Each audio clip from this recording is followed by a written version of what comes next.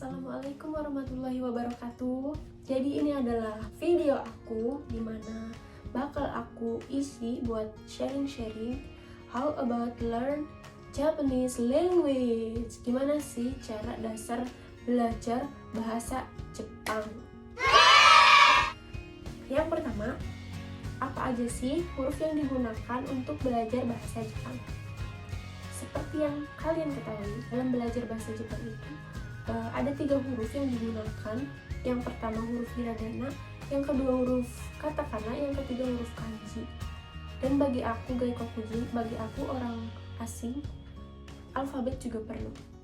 Tapi di sini jarang banget menggunakan alfabet, hanya ketiga huruf itu. Dan ketiga huruf itu aja juga yang dominan digunakan itu cuma huruf kanji. Yang huruf hiragana, katakana itu jarang digunakan. Kenapa sih harus huruf hiragana? Kenapa sih harus ada huruf katakana? Kenapa sih harus ada huruf kanji? Kenapa sih nggak pakai alfabet aja kayak di Indonesia, kayak belajar bahasa Inggris biar semuanya mudah gitu? Sampai sekarang di otak aku masih suka sih bertanya-tanya kayak gitu, dan aku belum tahu jawabannya kenapa.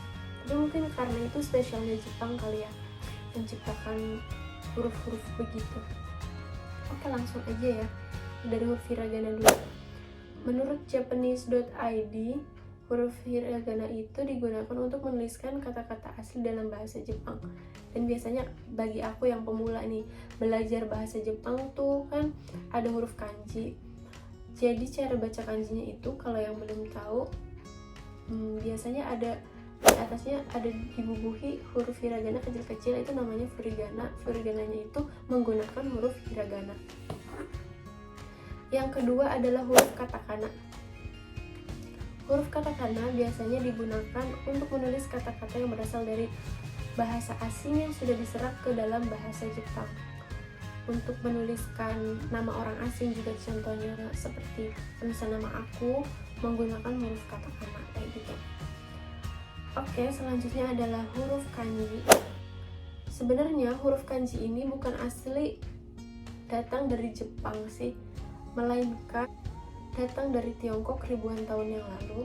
Banyak banget tipenya, banyak banget coretannya, banyak banget kemiripannya, jadi susah banget dihafalnya. Dalam pembacaan huruf kanji juga ada ucapan Tionghoa atau secara onyominya, juga ada ucapan Jepang secara kunyomi. Ya, jadi kayak gitu, ada 3 huruf dalam belajar bahasa Jepang. Jadi buat kalian yang baru belajar bahasa Jepang, loh kok ini banyak banget sih hurufnya? Ya jangan kaget ya, tetap semangat belajarnya. Oke, ini yang terakhir. Gimana sih cara aku ngafalin 3 huruf tersebut? Ya, ini sharing aja ya, dari pengalaman aku cara aku ngafalin 3 huruf tersebut.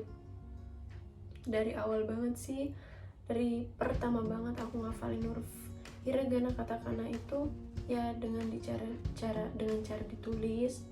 Pertama kali ditulis berulang-ulang, terus diucapkan juga, terus diingat. 3 tersebut sih, ditulis, diucapkan, dan diingat. A, I, U, E, O kayak gitu, sambil nulis sambil A, I, U, E, O.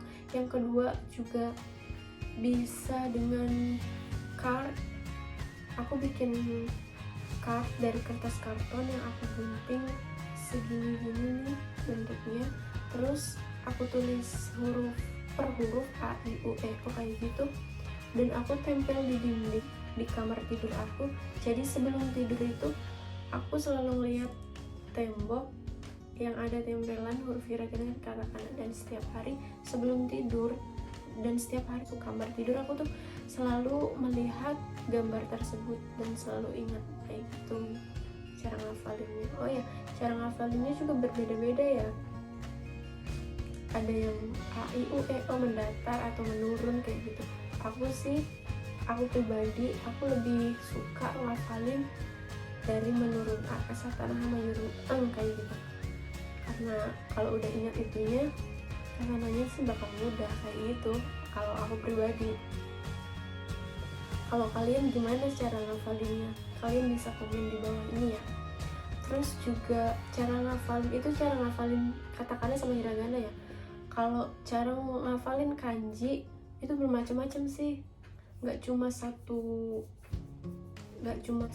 tipe ngafalinnya kayak gini, harus kayak gini aja, enggak. Aku biasanya abis ngeliat aku nulis aku tulis berulang-ulang.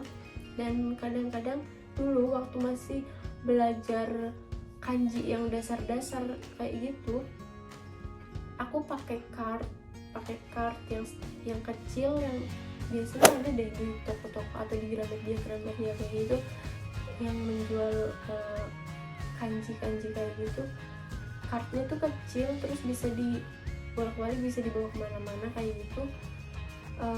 Dan itu simpel banget sih, bisa dilihat tiap hari kayak gitu. Oh ya, belajar kanji atau belajar foto dalam bahasa Jepang itu nggak harus sekali langsung bisa udah ya, tapi walaupun udah bisa, kita tetap di renshu atau diulangin lagi, terus diulangin, mana-mana yang nggak bisa, mana-mana yang terkecoh gitu kan. Kanji itu banyak yang mirip-mirip banget, jadi harus jeli ngeliatnya kayak gitu. Udah sih, kayak gitu aja cara aku ngafalin 3 huruf tersebut. Dan sampai sekarang aku juga masih ngafalin, masih banyak banget huruf kanji yang belum aku hafal. Jadi buat kalian yang masih awal, masih pemula belajar bahasa Jepang, yang semangat ya, tetap semangat. Dalam belajar bahasa Jepang itu semakin hari itu semakin susah, bukan semakin gampang. Tapi walaupun semakin susah, semakin menarik gitu. Belajar bahasa Jepang semakin menarik, ada aja hal-hal yang oh ini menarik, oh ya ini menarik kayak gitu. Jadi semakin dipelajarin itu semakin menarik. Terus juga saran dari aku juga ya, kalau misalnya capek belajar bahasa Jepang nih, kalian tuh istirahat, jangan mundur ya, jangan balik lagi. Kalau kalian capek, kalian istirahat, jangan menyerah kayak gitu ya. Yang baru belajar bahasa Jepang tetap semangat. Oke, mungkin sekian aja sharing dari aku. Barangkali ada kata-kata yang salah, aku minta maaf ya. Sekian video dari aku. Tetap semangat belajar bahasa Jepangnya. Assalamualaikum warahmatullahi wabarakatuh. Bye.